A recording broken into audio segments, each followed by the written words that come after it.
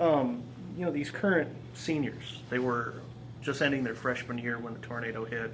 Obviously, you go back from that. Every class that's in high school right now here at AP has gone through a certain level of adversity, more than the average high school student goes through. Do you get the sense that, this year with everything that's gone on, and this summer's been a little bit more quiet, that things are, with the exception of your dad not being here, things are kind of getting more back to normal? I hope so. There's still kids greatly affected by two major things, from the tornado, with a lot of our kids losing their house, some of the kids living through that, to 22 of our young people being in that weight room and witnessing that. So while this school year has started much smoother, we're not coming off, a major tragedy. I think those kids are still very much affected, as are all of us in our community, by the events of the past 2 summers. And thus far it's been good where we can just come to school and we're not trying to deal with new issues. There's still some lingering effects, but nothing new, which I think is a major plus. Have you guys in the school administration made any kind of efforts to give these kids a quote-unquote normal high school experience? I think the administration, I joined the team late, a year after. I can't praise them enough for what they've tried to do for the kids to keep some normalcy. Our teachers, our counselor, Gary Flanagan, and up to Mr. Meyer, Mr. Thompson, on their care and concern for the kids, the amount of hours they worked in the summer off contract, things of that nature throughout these past couple of years. And I think the kids in turn have responded, but we have great parents here who also play such a key role in all of this.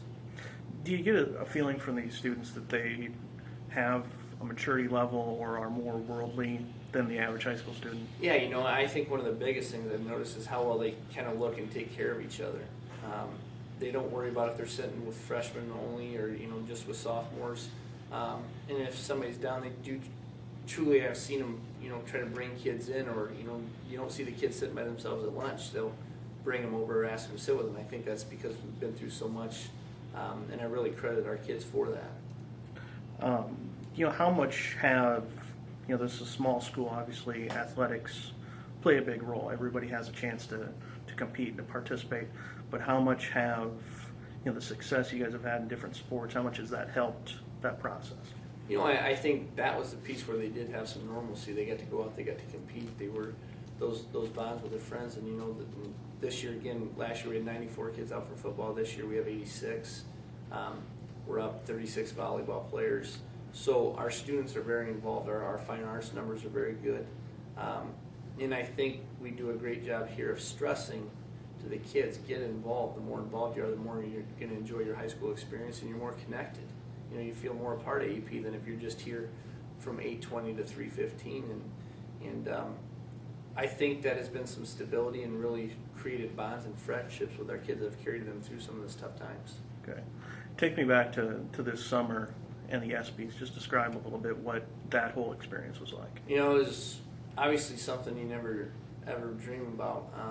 To be honored, and like I said, there to be honored with Nelson Mandela and Pat Tillman, I think was a great tribute to my dad on the life he lived and the example he set. And to see those celebrities and athletes and things like that, like I said, once in a lifetime experience to be treated like that, and the hotels we stayed in, and that was something that we probably won't ever do again.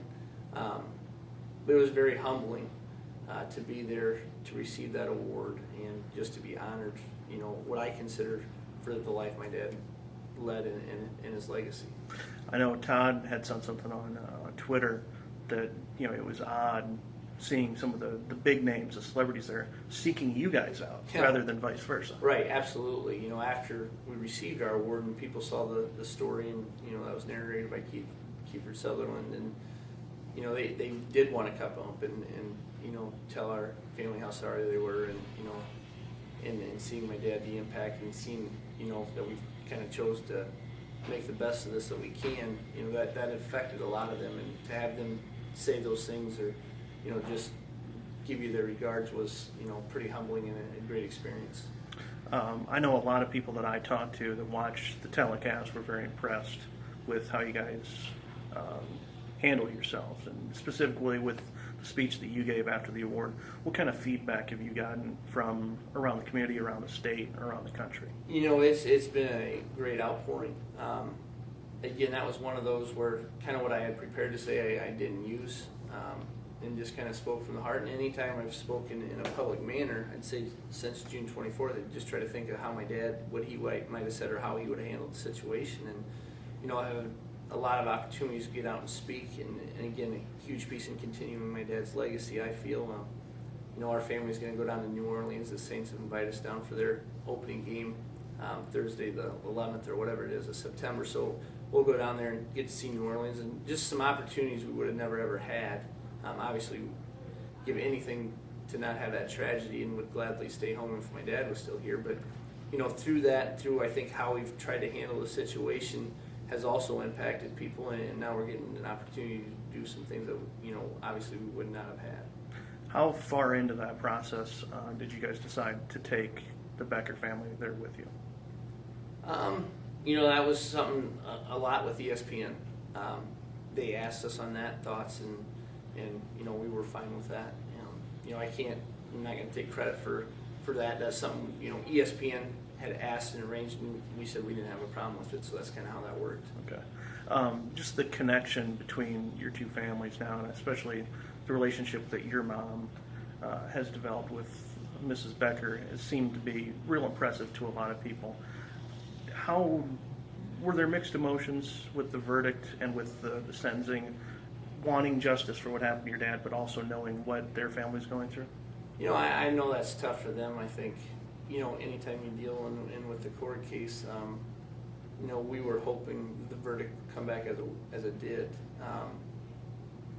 Whether right, wrong, or different, I guess we are still somewhat human, but, to have what happened to my dad, the thing he so much talked about was the power to choose, and with every choice there's consequences.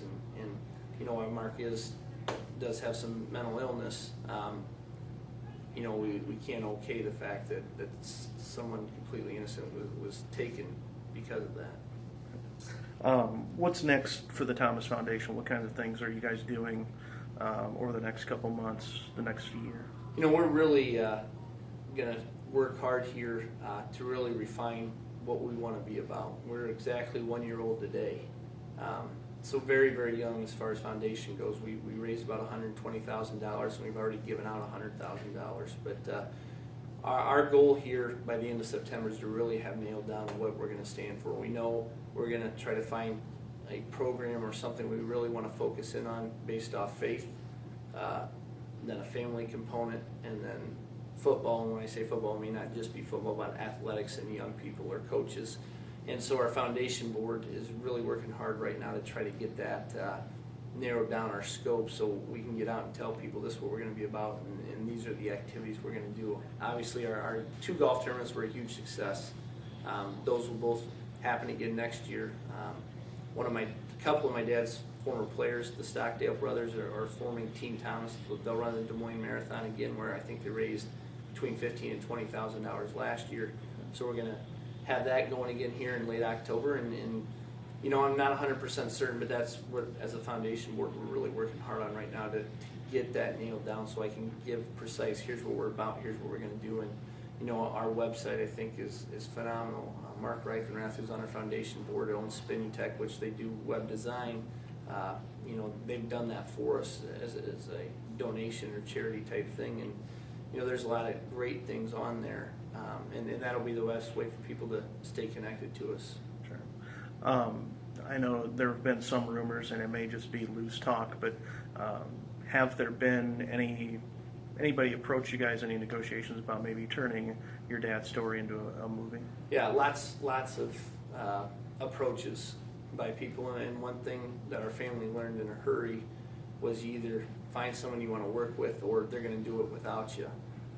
So we have made some connections there, and some things will be in the work. We have a producer and a guy with my dad's now life rights that we're very comfortable with, and there we'll have the final say if it's something we like or don't like. And all of that will be coming here in the future, and obviously very new, but like I said, not something we're we're trying to seek out by any stretch or looking to exploit, but learn very early that you either work with them or they'll do it and it may not have what you want in it. Get you out of here on a light note. If that does happen and you've got whatever resources you could imagine, who plays Aaron Thomas? Who plays Aaron Thomas? Huge Matt Damon fan or Matthew McConaughey. Either one would be great for me, but I'm guessing they're not going to spend a lot of money on an actor like that to play me. All right.